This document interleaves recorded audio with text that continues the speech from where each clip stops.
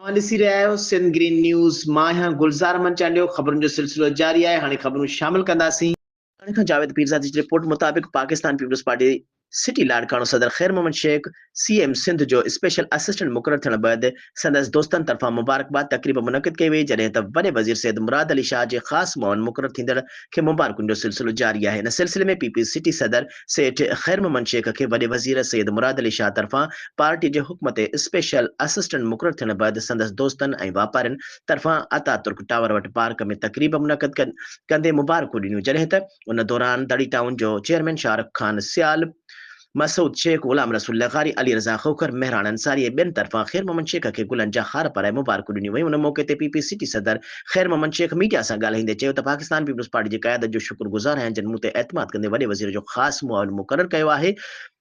हुन चयो त पाकिस्तान पीपल्स पार्टी अवामी ख़िदमत ते यकीन रखे थी। उन जो मिसाल मूं जहिड़े अदना वर्कर खे ख़ासि मुआविन वारो प्लेटफॉर्म मुहैया करे अवाम जे ख़िदमत करण जो मौक़ो ॾिनो हो। हुन चयो त हर ॾुख सुख में अवाम सां गॾु आहियूं। पाकिस्तान पीपल्स पार्टी अवामी पार्टी आहे जेका अवामी ख़िदमत खे तरजीह ॾींदी आहे। असांजो साथ हमेशह पंहिंजे अवाम सां गॾु रहंदो। हुन वधीक चयो त वर्करनि जो बि थोराइतो आहियां, जिन मुबारकूं ॾिनियूं, छो त वर्कर अवामी मसइलनि जे हल लाइ पुल जो किरदारु अदा कंदा आहिनि।